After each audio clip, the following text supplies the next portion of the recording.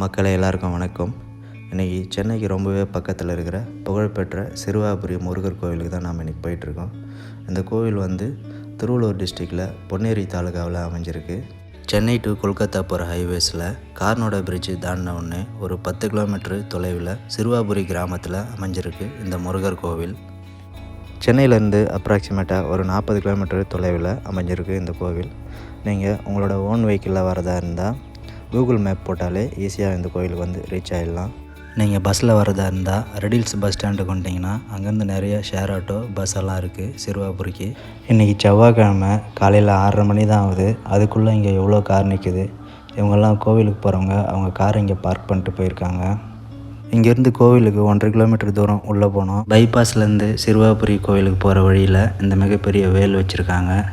நீங்கள் ரெடில்ஸ்லேருந்து பஸ்ஸில் வந்தீங்கன்னா உங்களை இங்கே இறக்கி விட்டுருவாங்க. நீங்கள் இங்கேருந்து இறங்கி இந்த மினி பஸ்ஸில் ஏறிட்டு 10 ரூபா டிக்கெட் எடுத்திங்கன்னா சிறுவாபுரி கோவில் கிட்டே கொண்டு போயிட்டு உங்களை இறக்கி விட்டுருவாங்க. நாம் பைபாஸ்லேருந்து லெஃப்ட் எடுத்து கோவிலுக்கு போகிற வழி முழுக்க பச்சை பசேல்னு நெல் பயிர் காய்கறி தோட்டமெல்லாம் பயிரிட்டுருக்காங்க. இந்த கோவில் சுற்றி உள்ள கிராம மக்கள் பெரும்பாலும் விவசாய தொழிலை சார்ந்தவன்றது நல்லா தெரியுது.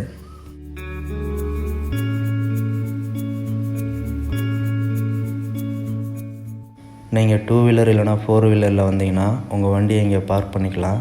பார்க்கிங் வசதியெல்லாம் செஞ்சு வச்சுருக்காங்க. நான் போகும்போது இவங்க இதுக்காக கட்டணம் எதுவும் வசூலிக்கல, எல்லாம் ஃப்ரீயாக தான் இருந்துச்சு. உங்கள் வண்டியை இங்கே பார்க் பண்ணிவிட்டு ஒரு 10 நிமிஷம் முன்னாடி நடந்து போனீங்கன்னா சிறுவாபுரி கோவில் வந்துடும். நடந்து போகும்போது லெஃப்ட் சைடில் இந்த குளத்தில் தாமரை பூவெல்லாம் ரொம்பவே அழகாக பூத்துருந்துச்சு. எல்லோரும் இங்கே நின்று ஃபோட்டோஸ் எல்லாம் எடுத்துகிட்டு இருந்தாங்க. கோவிலுக்கு வர்றவங்க உங்கள் வண்டியை ஊருக்கு வெளியில் இருக்கிற பார்க்கிங் ஏரியாவிலே நிறுத்திட்டு வந்துடுங்க. இந்த மாதிரி இங்கே நிப்பாட்டாதீங்க. இது கோவிலுக்கு போயிட்டு வரவங்களுக்கு ரொம்பவே இடையூறாக இருக்குது. அது மட்டும் இல்லாமல் இங்கே இருக்கிற வீட்டுக்காரங்களுக்கு ரொம்ப இடையூறாக இருக்குது.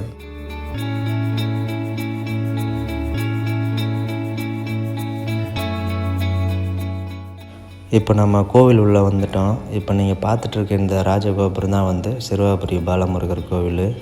கோவில் உள்ளே போகிறதுக்கு முன்னாடி மாலை, தேங்காய், பூ, கற்பூரம் ஏதாச்சும் வேணும்னா இங்கே வாங்கிக்கலாம். நிறைய கடை இருக்குது இங்கே.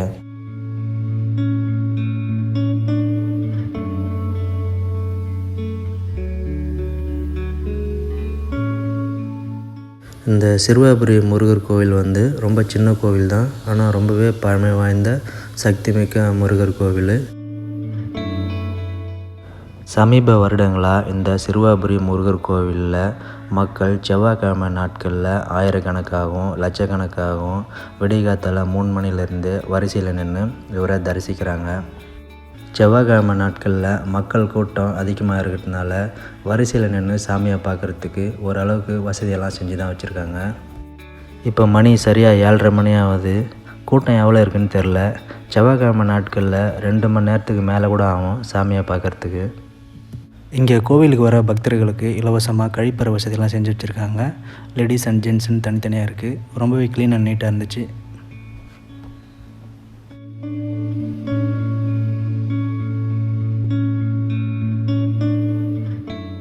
நாங்கள் வந்த அன்றைக்கி தான் இவ்வளோ கூட்டமாக இல்லை எல்லா செவ்வாய்க்கிழமையும் இவ்வளோ கூட்டம் இருக்குமான்னு தெரில. சரியான கூட்டம். இந்த கோவிலுக்கு பின்னாடி ஒரு குளம் இருக்குது. அந்த குளத்துலேருந்து ஸ்டார்ட் ஆகுது லைனு. இந்த சிறுவாபுரி கோவிலுக்கு நான் நிறைய முறை வந்திருக்கேன்.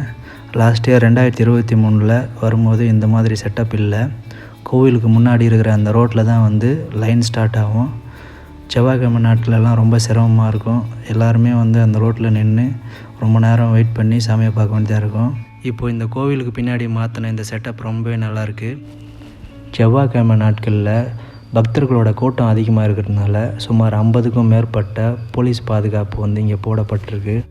வெயில் அதிகமாக இருக்கிறதுனால பக்தர்களுக்காக இந்த லைன் முழுக்க பந்தலெல்லாம் போட்டிருக்காங்க. அது மட்டும் இல்லாமல் வயசானவங்க ரொம்ப நேரம் வரிசையில் நிற்க முடியாதுன்னு சொல்லி வெயிட்டிங் ஹால் மாதிரியெல்லாம் கூட அங்கே பண்ணி வச்சுருக்காங்க.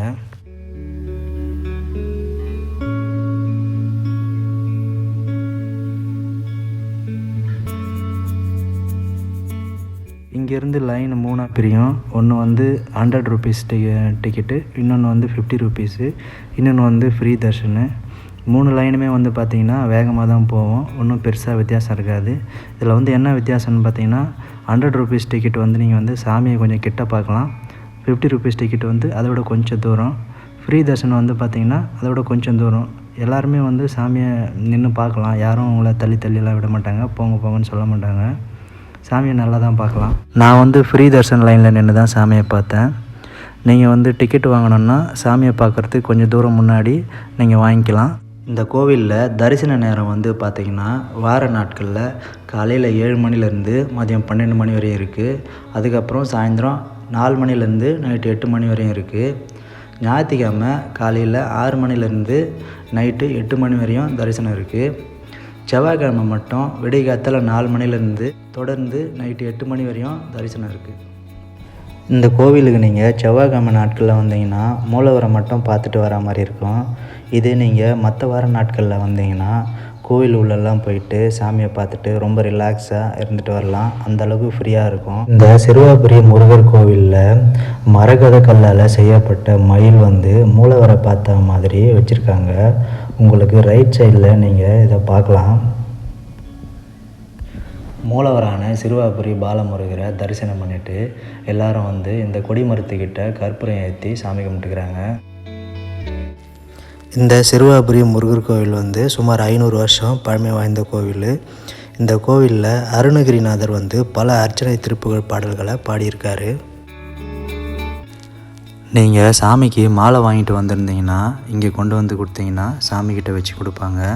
இல்லைன்னா சாமிக்கே போட சொன்னாலும் போட்டுருவாங்க.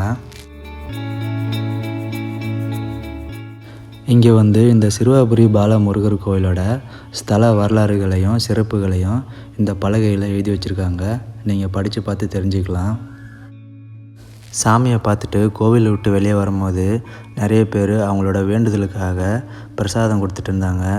சாக்லேட்டு, கேசரி, சுண்டல் இதெல்லாம் கொடுத்துட்டு இருந்தாங்க.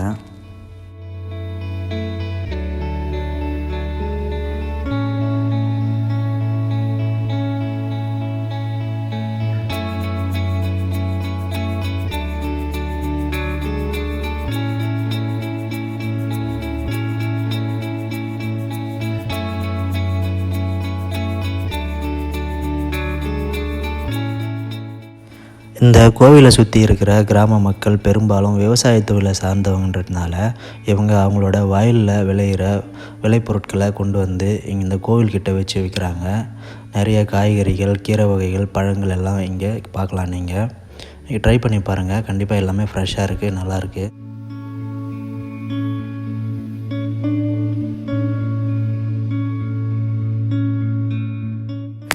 இந்த சிறுவாபுரி முருகர் கோவிலோட மிகப்பெரிய சிறப்பு என்னென்னு பார்த்தீங்கன்னா, வீடு மனை வாங்கணும் அப்படின்னு நினைக்கிறவங்க, குழந்தை இல்லாதவங்க, அப்புறம் திருமணம் ஆகாதவங்க, இவங்க எல்லாரும் இந்த கோவிலுக்கு தொடர்ந்து 6 வாரம் வந்து நெய் தீப விளக்கு ஏற்றி அவங்களோட வேண்டுதலை இந்த சிறுவாபுரி முருகர்கிட்ட வைக்கும்போது அந்த வேண்டுதலை அவர் கண்டிப்பாக நிறைவேற்றி வைக்கிறாரு அப்படின்றது மிகப்பெரிய நம்பிக்கையாக இருக்குது. சொந்தமாக வீடு வாங்கணும்னு நினைக்கிறவங்க செங்கலால் இந்த மாதிரி வீடு கட்டி அவங்களோட வேண்டுதலை வைக்கிறாங்க. மூலவரை தரிசனம் பண்ணிவிட்டு நீங்கள் வந்தீங்கன்னா இங்கே நாகத்தம்மா கோவில் இருக்குது. இங்கே எல்லோரும் சாமி கும்பிட்டு அவங்களோட வேண்டுதலுக்காக குழந்தை வரம் வேணுன்றவங்க தொட்டில் வாங்கி கட்டுவாங்க. வீடு வாங்கணும், மனம் வாங்கணும்னு நினைக்கிறவங்க செங்கல் வச்சு சின்னதாக வீடு கட்டுவாங்க. இந்த சிறுவாபுரி முருகர் கோவிலில் செவ்வாய்க்கிழமை இல்லாமல் மற்ற வார நாட்களில் நிறைய வேண்டுதல் திருமணங்கள் எல்லாம் கூட நடக்கும். ஓகே மக்களே, இந்த வீடியோ உங்களுக்கு ரொம்பவே பயனுள்ளதாக இருந்திருக்குன்னு நினைக்கிறேன். இந்த வீடியோ பிடிச்சிருந்தால் லைக் பண்ணுங்கள், சேனலுக்கு மறக்காமல் சப்ஸ்கிரைப் பண்ணுங்கள். நன்றி.